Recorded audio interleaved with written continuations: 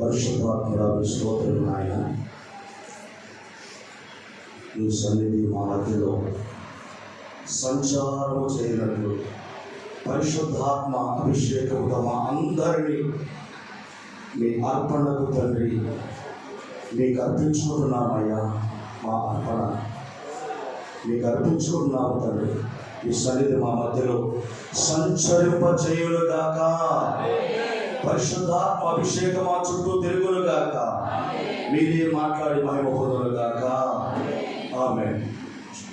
దేవుని పరిశుద్ధ గ్రంథంలో ఈరోజు లేకపోతే 15 నిమిషాలు లేకపోతే 16 నిమిషాల లోపే 3 నిమిషాలు చక్కటి విషయాలు మీకు చెప్పి నేను దేవుని మాటలు చెప్పి నిన్న సమయాన్ని ముగిస్తాను. ఈరోజు మన వాగ్దానం యెషయా గ్రంథం 60వ అధ్యాయము 20వ వచనం చదవండి. అందరూ చదవండి. బైబిల్ ఉన్నటువంటి ప్రతి ఒక్కరు కూడా పరిశుద్ధాత్మ దేవుడు దర్శించినటువంటి ఆ సమయాన్ని చూద్దాం. ఏమండి? నీ సూర్యుడు అస్తమింపడు, నీ చంద్రుడు క్షీణింపడు, యెహోవాయే నీకు నిత్యమైన వెలుగుగా ఉండును, నీ దుఃఖ దినములు సమాప్తమాయను. చప్పట్లు కొట్టి కనపడతాం. స్తోత్రం. ఈరోజు మన అంశం, మన దుఃఖ దినాలు సమాప్తం అవుతున్నాయి. దేవునికి స్తోత్రం. హల్లెలూయా. దీనిలో నుండి నేను 3 భాగాలు చెప్తాను. తండ్రి నాకు ప్రేరేపించినటువంటి విషయాలు కొన్ని మీతో పంచుకుంటున్నాను. మొట్టమొదటిది, ఈ దుఃఖ దినాల్లో మనం ఎక్కువగా ఒంటరి ప్రయాణంలో, మన జీవితంలో ఒంటరి ప్రయాణం చేస్తున్నప్పుడు అనేకమైనటువంటి ఈ దుఃఖంలో ఉన్నప్పుడు దానిలో ఒంటరైనటువంటి వారు మరి అనేక మంది లేకపోరు. అలాంటి సమయంలో దేవుడు ఎలా మనం దర్శిస్తారనేటువంటి కొన్ని విషయాలు పంచుకుందాం. దేవునికి స్తోత్రం. చూడండి, కీర్తన గ్రంథం 4వ అధ్యాయము 8వ వచనాన్ని చదివినట్లయితే అక్కడ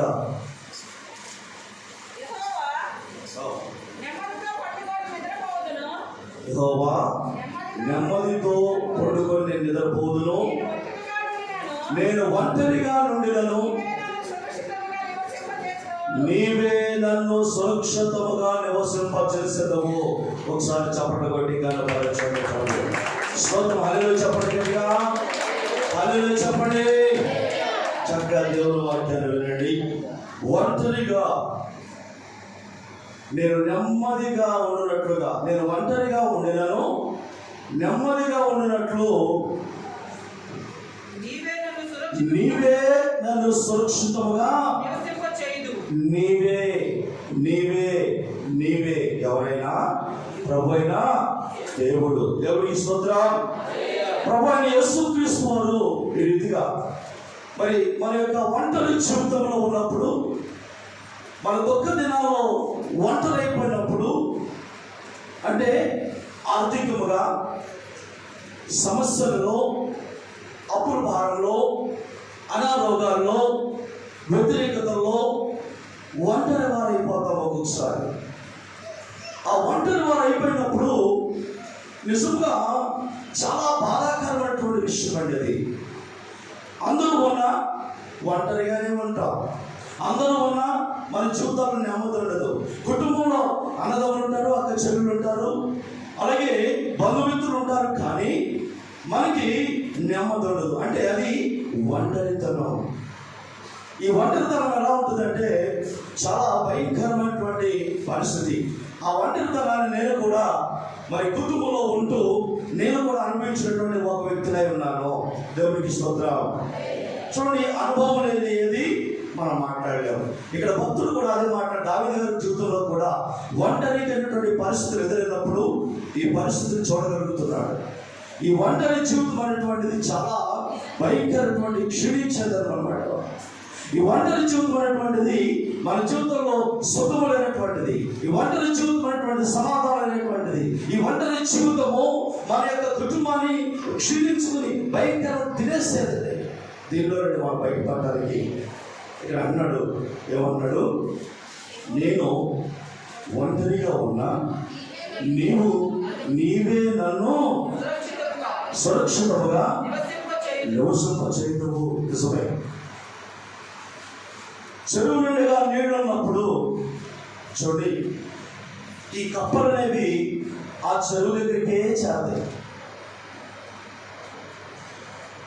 కప్పలారా ఎందుకు చెరువు దగ్గరకు చేరుతున్నారంటే, ఆ కప్పలు అంటాయి, ఆ చెరువు మా బంధువు, ఆ చెరువు మా బంధువు కనుక ఆ చెరువు మా స్వాధీనం, అందుకే ఆ చెరువు దగ్గరే ఉంటాం మేము అంటున్నాయి. ఆ చెరువు నీళ్ళన్నీ కూడా ఎండిపోయినప్పుడు ఒక్క కప్పైనా అక్కడ ఉండదు. నిజమే.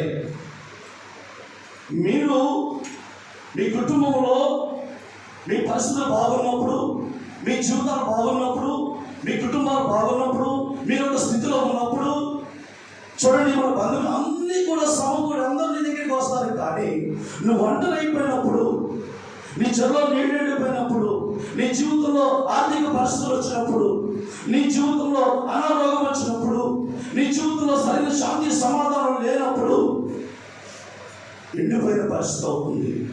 అప్పుడు దేవునితో మాట్లాడుతున్నప్పుడు దేవుడు అంటున్నాడు, నీవు అలాంటి పరిస్థితుల్లో ఉన్నా నేను నిన్ను సురక్షితంగా నివసింపచేయ, దేని సన్నిధిలో నేను సురక్షితంగా నివసింపచేయించేటువంటి గొప్ప సర్వశక్తిమంతుడు అయిన దేవుని స్తోత్రం.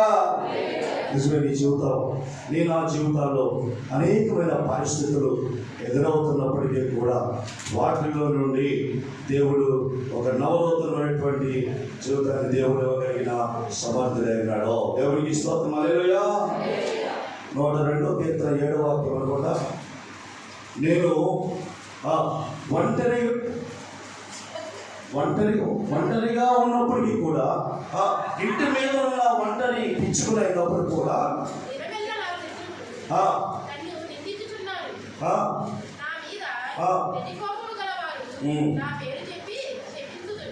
చూడండి, అక్కడ